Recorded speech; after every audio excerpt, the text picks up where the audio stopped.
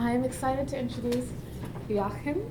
Well done. Thank you. I've been practicing. Jochen Meyer, who is Director of Health R&D at OFFIS, which stands for Oldenburg Institute of Information Technology for Information Technology. And I'll just give a couple of points. So Jochen studied, I just want to say it many times now because I think I'm getting it, studied computer science at the University of Oldenburg in Germany. He was a software developer and he has worked at OFFIS for quite some time. First he was a research assistant in digital libraries and internet technologies. And then he was director of the Division of Multimedia and Internet Information Services. And since 2008, he has been the director of the health department at OFFIS, where he directs over 30 researchers, and his particular research focuses on technologies for well-being and prevention, ambient assisted living, and personal uses of multimedia data. And interesting fact, he practices what he preaches. So while being here in Boston, usually when we go traveling, we're trying to fit in a little bit of physical activity if we can. But not only has he been physically active, he did a 10K race yesterday, which I think is amazing to be traveling and doing that. I have yet to do one, and I live here. So thank you, Jochen, and we're excited to hear what you have to say. Thank you, Andrea. Yeah, actually, thank you very much for inviting me here to visit you and to give a talk.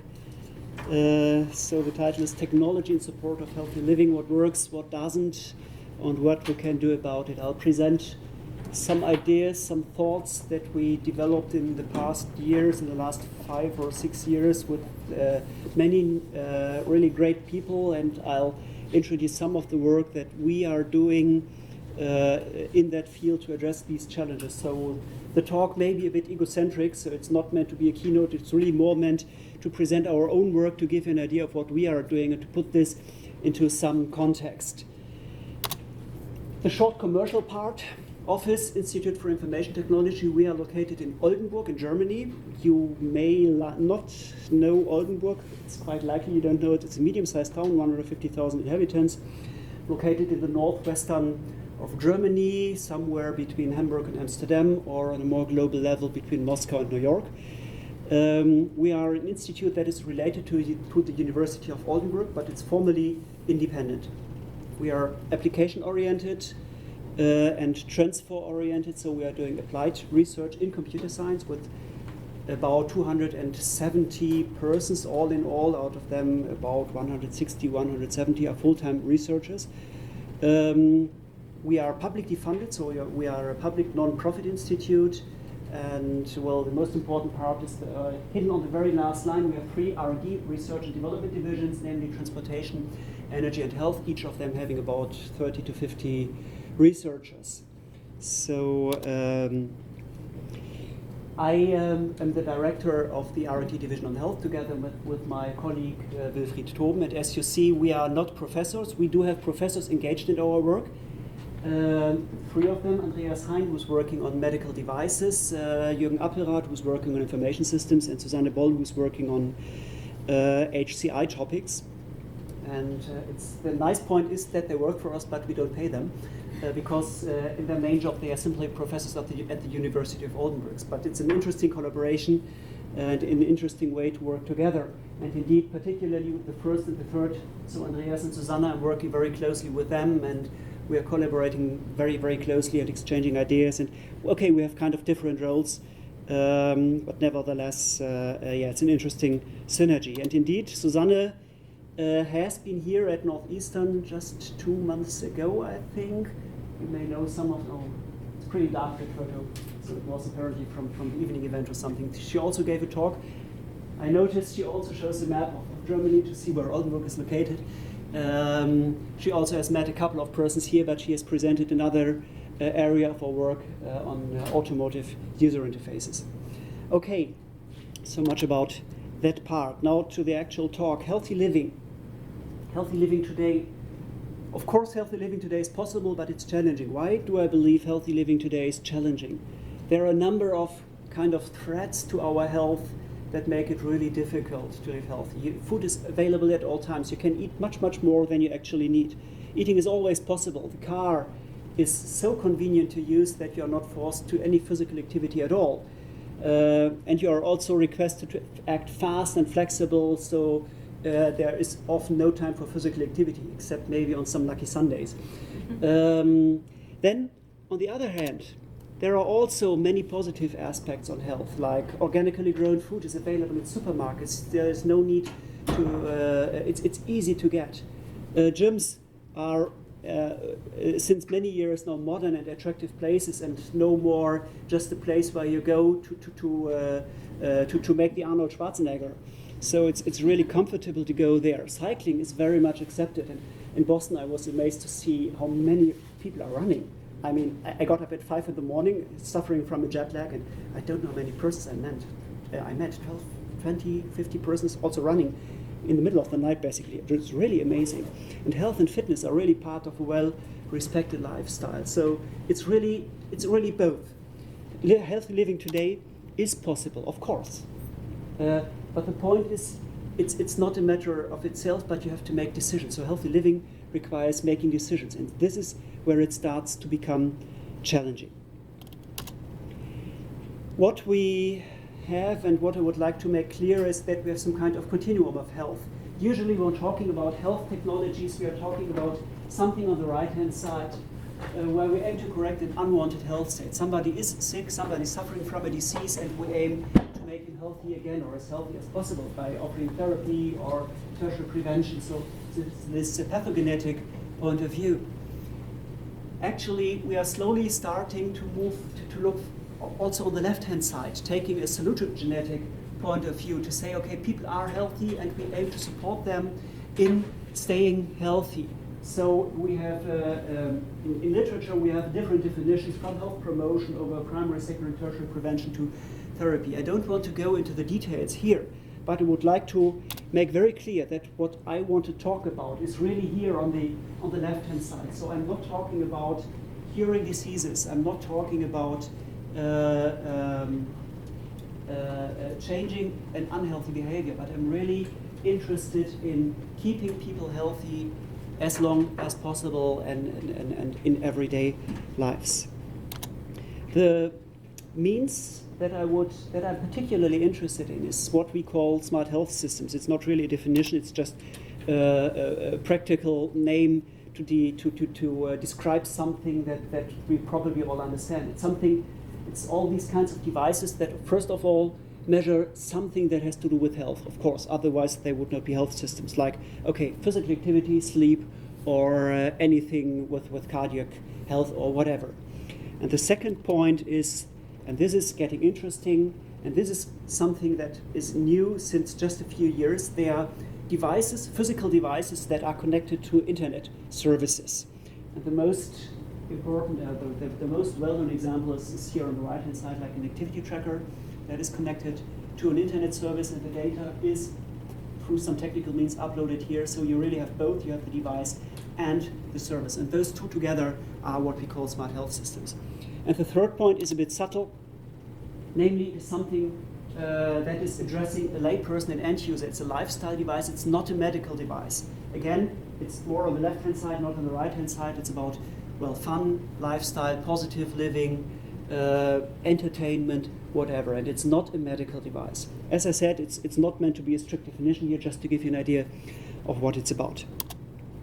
Examples of smart health systems, I had the first one already, activity trackers, probably the best known, sometimes also called, or often also called pedometers. I'll come later back to this, why I believe that pedometers is simply the wrong word for them. Fitbit, of course, the best known one, but there are numerous other ones on the market as well. So various of them available to monitor your activity in daily lives. Sports watches, yes, I know them, being a runner, of course. They maybe have been the first ones that have been available, connecting sports watches to the internet and uploading your training data to a portal and being able to analyze that. That's a very, very nice example of such a smart health system. Body scales and other types of traditional health monitoring devices.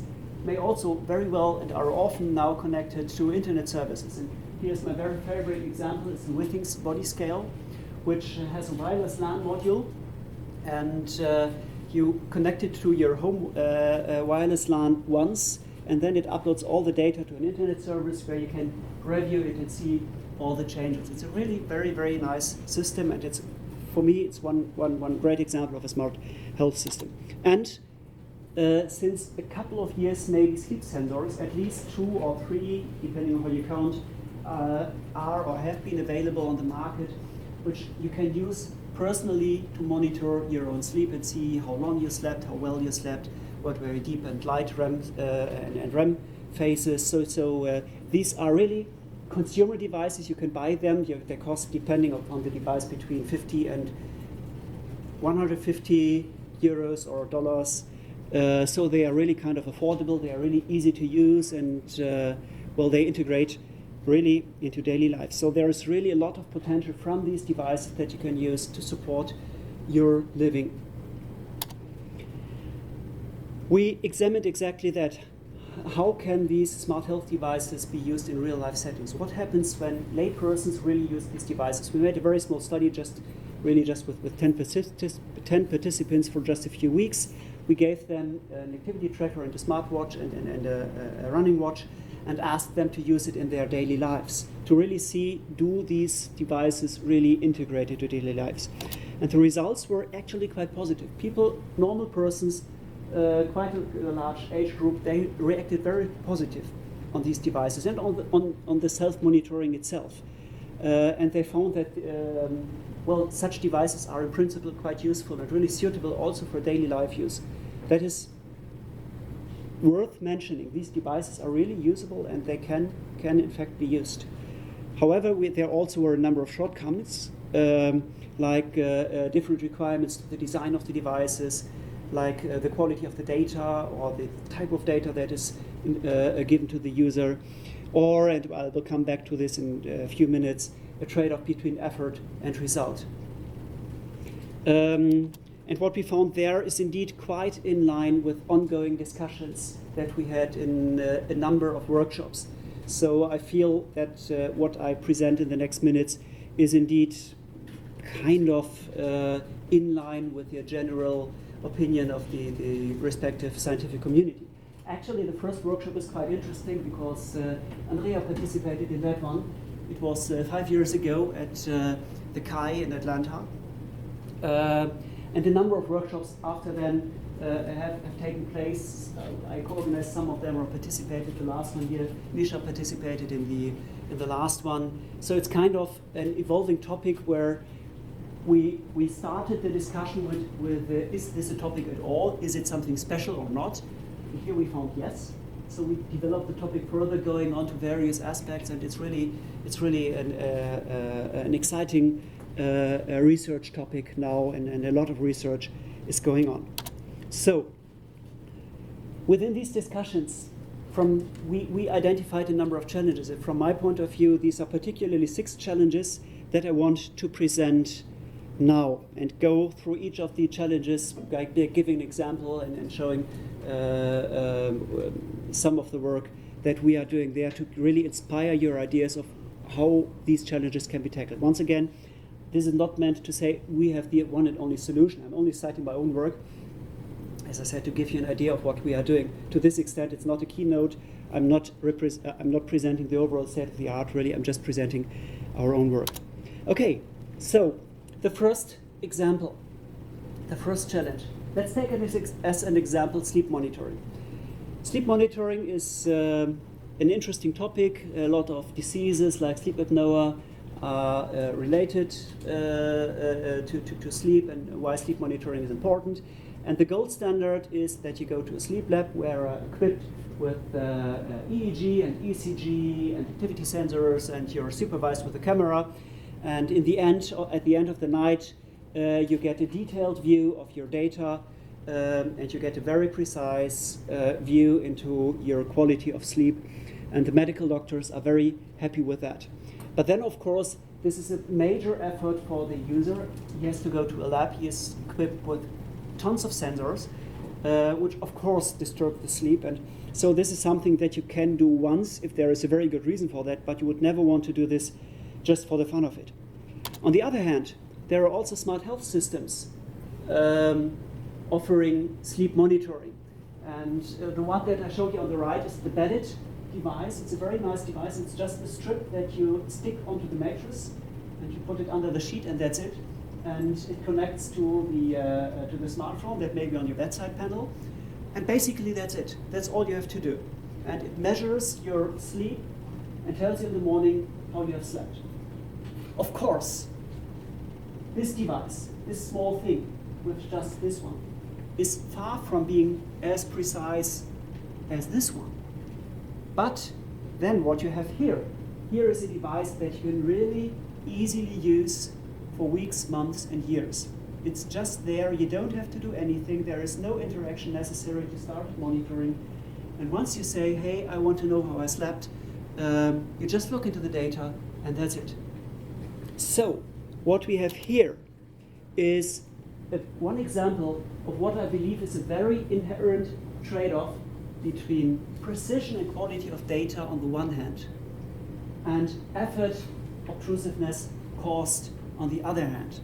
And the challenge is that there is kind of a relation like this one, that the better data you want, the more effort you have to put into acquiring the data. This is not totally true, I realize that. This is really a bit simplistic, this view. There may be examples when you get really good data with relatively low effort, but to some extent, and to quite some extent, this trade-off is really inherent, and it is there. And we have to cope with that. So the question is, how many effort can we put, how many workload, how many effort can we put on the user to get the data? And what is changing now? The traditional e-health approach is to say, we want as good data as possible. So we increase the quality of data up to the point, that the effort for the user is just high enough that he's able and willing to accept it. And the medical experts always say, we want data, we want more data, we want better data. The new point when talking about technologies for wellness, for well-being, is to say that we need to take the other approach.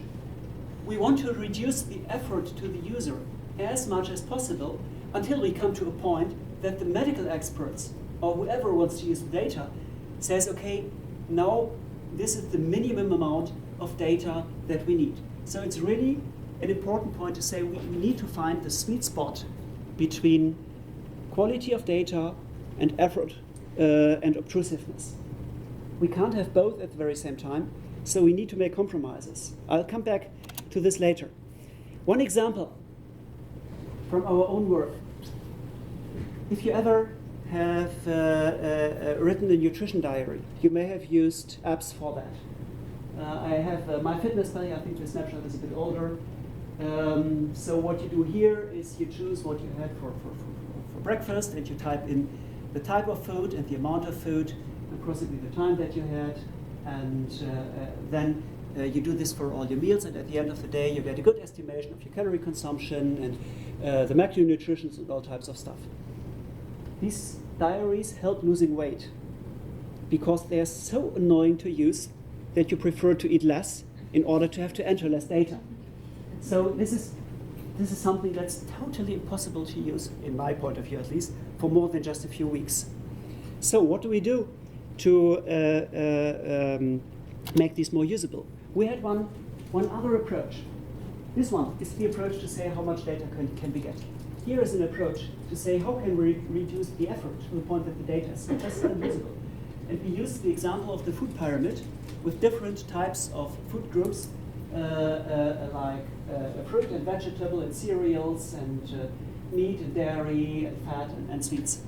And we had this very simple user interface where the user could just type in on one of those fields, and a field would pop and a window would pop up where these food groups are presented, and the user just selects one food group and it's stored here, and that's it. So this is what you get at the end of the day.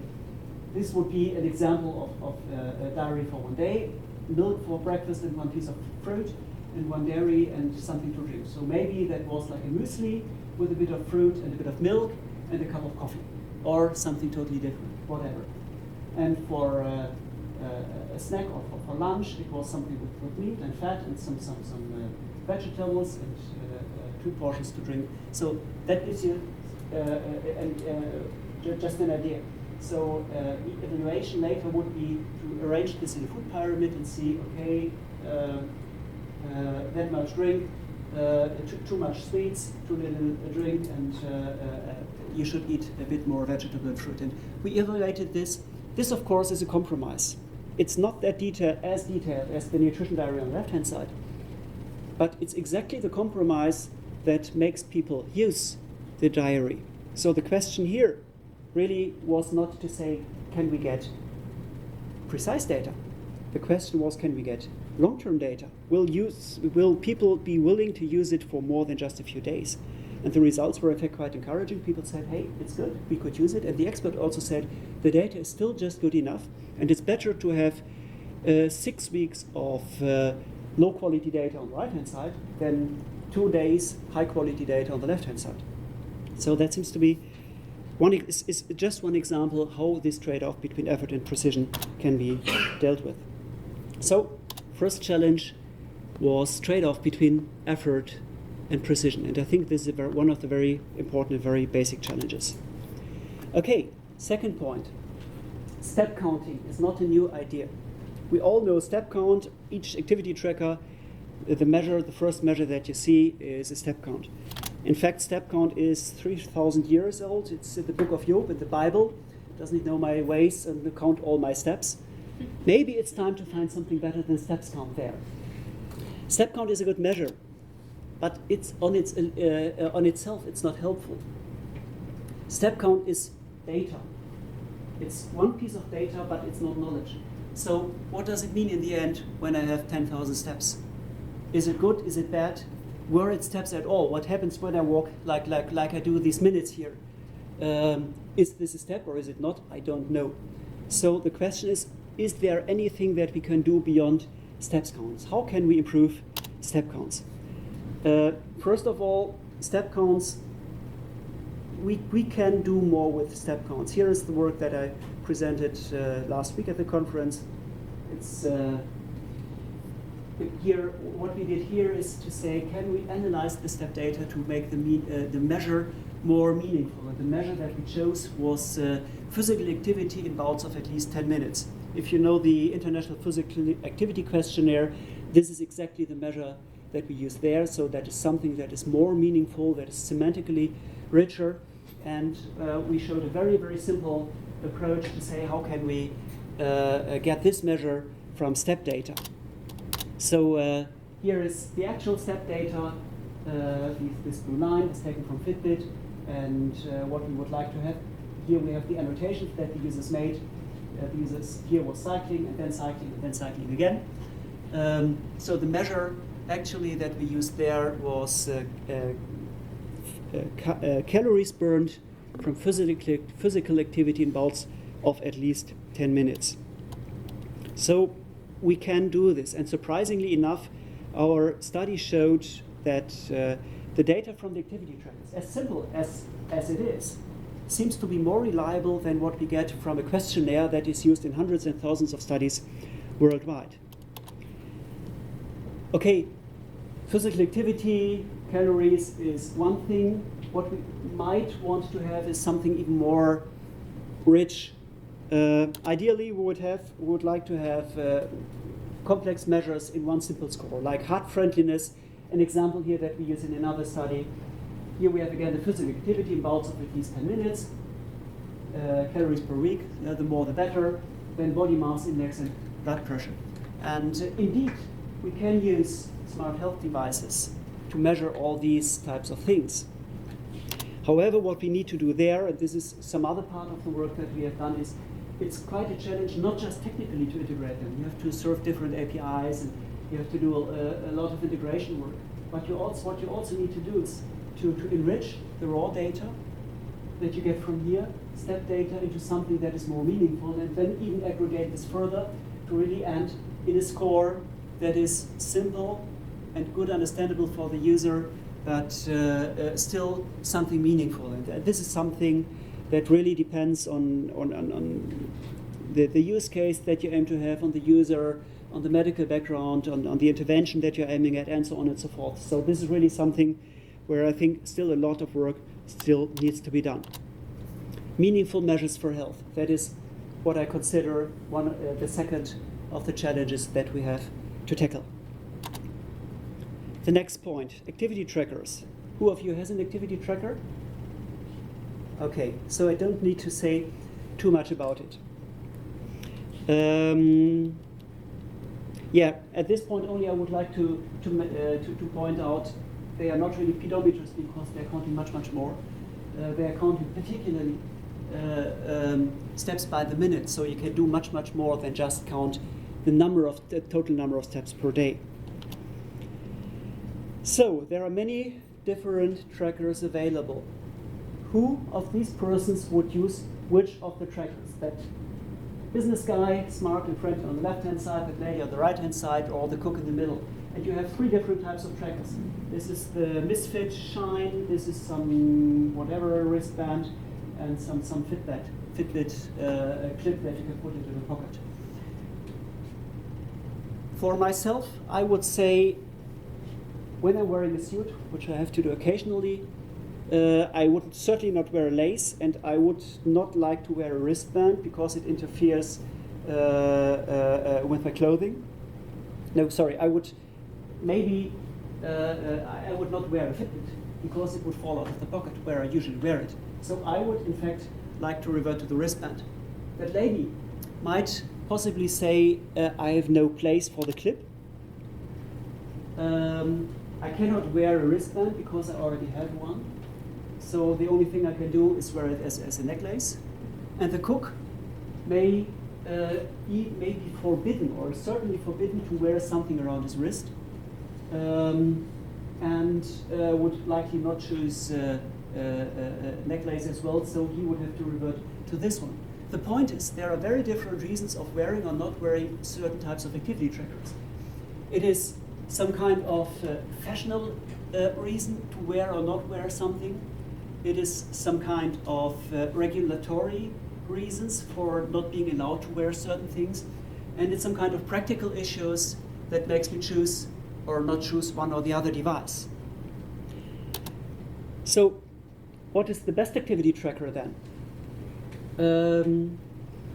We asked a number of persons about that in different settings, and we gave them different types of activity trackers for a couple of weeks and asked them afterward. We chose 4 typical activity trackers: one bit, one wristband, I think a smartphone app, and one more. Some measures that I don't want to present in detail. The result is basically, I don't know if it's frustrating. I mean, and I don't also know if it's really surprising. But the key point is, there for sure is not the one-size-fits-all activity tracker, the one tracker that everybody is able to use. Factors that influence the use of devices, maybe the visual appearance and the perception, what I like or what I don't like. The wearability, how it fits into the daily lives. Can I use it during my work? Also, the interaction with the device was an important point. The more engaged I am with my intervention, the more interaction I want, and the more I only want it for monitoring, the less interaction I want. So there are also a number of trade-offs. And also, activity measures and validity of data was a very, very important point. People really said they can cope with imprecise data as long as they know it's imprecise. But the data must be reliable. If the data was imprecise, they would want to know that. And if a device told them they had done 7,000 steps, they would really ask for that. How comes? What happened to my cycling? How is it counted for? And so on and so forth. So validity and reliability of data were really one of the key points. Which brings me to the third challenge, the choice of devices. There is not the one choice of devices. We will have to cope with different devices. People will always make different choices, and we must be able to cope with different devices with different measures and get them into our systems. Telling the users, use this one device and nothing else, will never work in the long term. So another point, do I always have to change? I already mentioned the withing scale. It's a very nice piece of work. It's a high quality body scale. It has a wireless module, so it posts all the data into an online portal. It requires no interaction at all. You just step on it like on any other scale, and it just posts all the data to withings.com, and I can review it. So it's super easy to collect years of your own data, and when you notice that something changes, you just look into the data. You don't have to think before that you may later ask you the questions. You first start collecting the data because you can do this because it's no effort whatsoever. Still, when I look at the online system, when I look at the portal, here is my data. As you can see, a very nice review of a few years of health data. No, I'm not concerned about that weight gain. But what you see here, this line, it's a German story, it says goal. This is my goal weight. The system asks me to input a goal weight. Now, what happens? I don't have a goal weight. I don't want to say, the system always tells me, hey, well done, you're just 1 kilogram off, just 3 pounds to go, whatever. I'm not at all interested in that. I just want to know, hey, is everything fine? So the system basically is designed towards a change. However, most of the time I do not want to change at all. I just want to remain the way that I are. And this is not because the system is not well designed, but because we don't know how to deal with persons who do not want to change. You certainly know health behavior change models, trans-theoretical model, European behavior, health belief model, whatever. All of these ultimately aim to induce a change in one way or the other. Now, as I said, living healthy, it's not about change, except for some phases maybe. It's about sustaining a given state. And at the moment, we are trying to apply these models to our interventions. And this, of course, is somehow prone to fail. We don't talk about change, we talk about sustaining a given health change. So this is work that we have just started on, a study where we hope to use, where we acquire all in all 12 participants and give them a full set of smart health devices. And what we aim to do is not a change in behavior, but to really see what happens to the person's attitude towards healthy life. What happens to their attitude, their subjective norms, their perceived control. We apply the theory of planned behavior here, but only with some components. We don't know how it will work out. Our hypothesis basically is that using these devices may not change health behavior, may not induce health behavior change, and it is not meant to be. But it may help to improve the understanding of one's own health and to help the people making informed decisions about their health.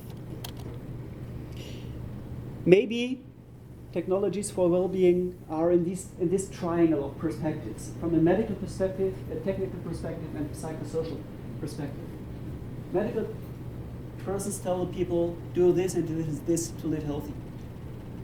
30 minutes of endurance activity 3 times a week, 2 times resistance training, 30 minutes of mild to moderate activity per day, and then you're done.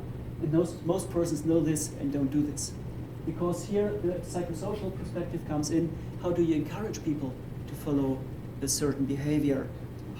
What does people make behave in the one way or the other? And this is where these health behavior change, these health behavior sustaining models need to come in. And then we also have the technical perspective that says, how can we implement things? How can we really develop systems that represent both the medical and the psychosocial perspective? So defining an intervention. Designing an intervention is really finding the balance between these 3 different perspectives. And the type of, intervention really defines where it will be located. When we are talking about therapy or tertiary prevention, the medical perspective becomes very important because there is a disease that needs to be cured. So this is a dominating aspect. But the more we are talking about integrating into daily lives, we really come much more towards aspects of acceptance, usability, and these types of things. So we really are there in a discussion which has only just started, and we have not really understood what's going on here. This is really, to me, the fourth challenge. How do we design interventions for well-being and for lifelong health? Okay, fifth point, the interaction with such systems today. The systems today are designed to give you a view of your health at the moment. And they give you like, how many steps did you do today? How did your weight develop in the last year? How did you sleep last night? How is the sleep score? And these types of things. They are quite good in giving you a view of your health at the moment. However, well-being, health is a lifelong thing. And it's really difficult to deal with this lifelong data. What you see here, this strip on the left-hand side is more than 3 years of health data. It is data that I collected using smart health devices, covering 3 years or a bit more than 3 years, body weight, body fat, and time of weighing, number of steps, number of mild, medium, and vigorous minutes per day, the distance that I run per day, the duration and the average heart rate during the run, and visits to the gym. So this is what you can see here. Probably you cannot see this, you cannot read this, but that's okay. The point is, I cannot see this either. I mean, I can read the numbers, but I cannot learn anything from this. And I also tried some visualizations here using the Excel means. And this shows, this is just one example set of data that I collected. It was not really difficult. It took me 3 years, only 3 years. And it's already an amount of data that requires some special means to deal with. I mean, this bar chart is just meaningless. It doesn't tell me anything. And things like that I would like to know, like, do I gain weight over Christmas? Do I lose weight in January again? Or how does my physical activity relate to my weight? Or is there an influence of a physical activity to my sleep? Or all these questions that I would have, that I would like to answer from my data, is not possible here. I have an undergrad student working on a tool that hopefully will allow some visualization of data. This is really work going on. I received the snapshots yesterday evening. So the idea basically is to apply some kind of visual analytics here to say we offer different presentations of these data, and we allow different filtering and different types of graphs to see how are there any relations between the different types of data? Are there like any cycles in the data, and so on and so forth? This is really just a next step. I'm not sure if it will work out, but I'm happy to keep you updated. The point really is the data that we really collect is lifelong, and lifelong is really long. As I said, I have 3 years of data.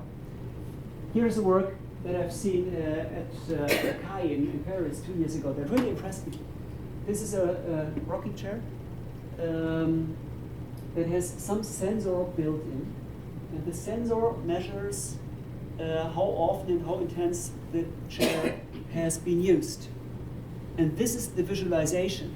And so here, each line consists of, I think, 52 pixels, and each pixel is the brighter, the more intense the chair has been used in that week. And it also has 96 columns. So all in all, this little thing here, as you can see, it probably like about this height. Yeah, this display presents 96 years of activity data. And now this is something that really impressed me. If we had these types of visualization, of interaction with our health, with our devices, that would be something that would be really, really nice. But we are far away from this at the moment. So this is really, to me, the next challenge, lifelong interaction. Yeah. And the last challenge, just in time. So I don't have any solutions for that anyway, so I just go through it quickly. Yeah, I collect data using Fitbit, Withings, and some other runs, other systems. And well, Fitbit, this is the Fitbit portal. It says, wonderful, your data belongs to you. You can access it at any time you want. You can download it in Excel or a CSV and use it in any other application that you want.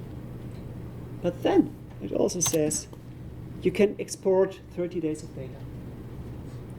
Now, I mean, this is just silly. Yeah, I mean, I have 3 or in the meantime 4 years of data there, and they seriously expect me to use this download 48 times to download my 4 years of data. This is just crazy. I mean, they introduced it artificially to stop people from exporting their data. I mean, this is exactly the opposite of what we want. What we of course want is, I mean, it's my data, my very, very personal data, and I want to have it, and I really want it to store for long-term use, and they just tried to restrict the access to the data to a minimum. At least they offer an export at all. I mean, many other systems do not offer anything. They just display the data and say, here it is, and I don't learn anything, I can't do anything further with it. So it's really a pity. There is really a lot of things to do. Another example, I used the CEO sleep monitor for a few weeks. It was an interesting device. It's worn on the forehead. I don't know exactly what it measures, if it's an EEG or it's just muscular movements or something like that. Yeah, the photo was hard to take. My wife was always laughing when she took it. In the end, the device gave some data. I don't know how nice it is, how precise it is, but this is what I got from it. It was okay. It was really nice and helped me understand a bit about sleeping, and I think it was basically quite interesting and quite important data. But then, when I now try to access that website, this is what happens. It's in German, sorry, but what it says, I guess you can read what it is. It says not available. CEO, the company is down, the service is not offered anymore, and my data is lost. So, what do I do? How do I access my sleep data? I mean, in this case, I use it just for a few weeks, so it's not really that important. But what happens when I really collect data for years and years and years? That is important to me, and suddenly I don't have control over the data, it's lost. Now this is something that we really need to do this. And this is really the last challenge, lifelong availability. And lifelong, again, is not just 3 years or 5 years, but it's really 96 years. How can we ensure that the data that I collect now will also be available in 40 years of time when I really, really need it? Not really an idea at the moment. I mean, there are ideas like having a personal health record or these types of things, and probably we would need something like that. But how do we set up a personal health record? How do we get the data from these smart health devices into the personal health record? How do we make sense of the data? All these types of things. There are really numerous questions that need to be solved. So, to conclude, well-being is certainly lifelong. The dominating question is, can we design systems that are used not just 24/7 or 24/365, but really lifelong, 30,000 days? I believe, well, the one system, we won't have the one system that guides us through our lives. But what we could have is some kind of navigation system through our life that supports us in changes of life stages, that jumps in when life changes, in these transitions, and that is kind of silent in the background when we don't use it. So it's about observing, it's about understanding, it's about teaching and engraving habits. So a lot of things to do, and a lot of challenges to solve, and a lot of opportunities for really amazing research. And with this, I would like to thank you, and I'm very open to questions. Any questions? When you're talking about interventions for wellness, so you're not necessarily looking for change, what do you think of as, like, so we talk about theory for behavior change. Do you have another theory for what people's motivation would be to use something like this if they don't want to see change? No, not a proper model. I mean, I would believe that behavior change is the one motivation to use these types of things. The other thing, what I really would believe is that the interest in the data that you collect comes in later only. Yeah, I use a system for a number of years, and suddenly something changes. And then I want to know what happened. And this is the moment when I say, if I used a device in the past years, that could help me answer the question. That's the same like I had the example of weight gain over Christmas. Yeah? I asked these questions in January. I should ask the question in November and take a weight diary so I can answer it. But the question only comes later on. And this is where these technologies really come in. To answer questions, to help answering questions that rise only in 10 years from now on. And that may be one of the major uses of these types of devices. So when you get, like you have a study that's got 12 participants for the next 6 months, how do you motivate them to use something if they're not like trying to lose 10 pounds or something like that? They are personally interested in learning about themselves. So this is really something that works at least for a number of months. And we are quite interested really to see if it's just a novelty effect. If after 2 or 3 months people say, that's enough, or if it really carries on. And that's why we chose at least 6 months. I hope that we can encourage a few people to use the system for 12 months, so really get beyond that. But other than that, well, that is exactly the question. We want to know, do they understand that? Does the system help them? Do they see any additional value of it? Yeah. Hi, great presentation. Thank you. It's really interesting that you bring up the importance of conveying meaningful health data to patients, and I agree with you that intuitively it's better to convey physical activity in terms of minutes in moderate to progressive activity as opposed to steps. But it seems that steps may be much more easier for individuals to measure because you can see steps and you can count them. So I was wondering if there's any prior research or maybe you have an opinion which one is actually better for. I think it's not the one or the other, but it's really different views. I mean, steps are fine for any walking type activity. So for walking, for running. They are not really fine, for instance, for cycling. So whenever you have activities of these types, you're lost when it's about step count. So step count is like the minimum measure. It's very intuitive, but people really say people soon understand that it's not really sophisticated enough. I mean, measures like minutes active would basically be more meaningful. However, most people actually said, hey, steps are a nice, easy to understand concept, and we don't have an answer of what is the best one. Maybe it's really about giving different views and saying, okay, here are the steps, but steps are not all, and for you maybe the other measure is the right one. Or maybe individualized measures like exactly cycling, how many minutes do I cycle per day, well, these types of things. But there is not the one universal measure. Yeah. About the weight scale, I have some critics about it. Yeah. Actually, do you think that people, when they're overweight, would actually use it? Because, when you use scales, you have some extra, and after some point, I think you get into it. And now it makes it worse even if you want to share it on the internet. With your coach. Privacy of data is surely an issue. I mean, I use the scale, not the scale. The portal allows posting the current weight on Twitter. I used it once to see if it works, and I got 2 or 3 instant reactions. So, however, of course, posting and sharing is something very different from just storing. Privacy of data is an issue. But at the moment, people are not really concerned about it. It seems that most users trust that the data is, well, as long as they have control over the data, that the data is not given to others. But apart from that, I'm saying the scale actually gives you some negative reinforcement. So, Yeah. Right? Because you're fat. Yeah. Yeah. And do you think that people keep using the scale even they are overweight? Because I think if you are fit, you enjoy going on the scale every day. Yeah. Success is much more fun than failure, sure.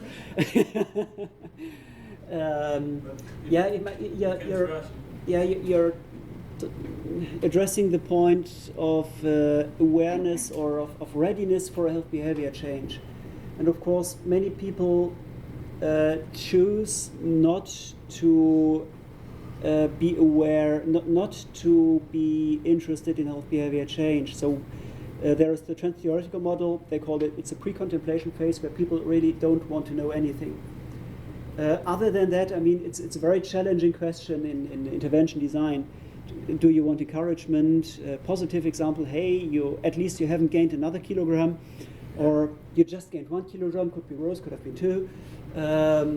But this is a very difficult question. And, probably people who are interested in behavior change are more likely to use the scale than if they are not. Yeah, sure. I have one last question. So thank you for your talk, of course.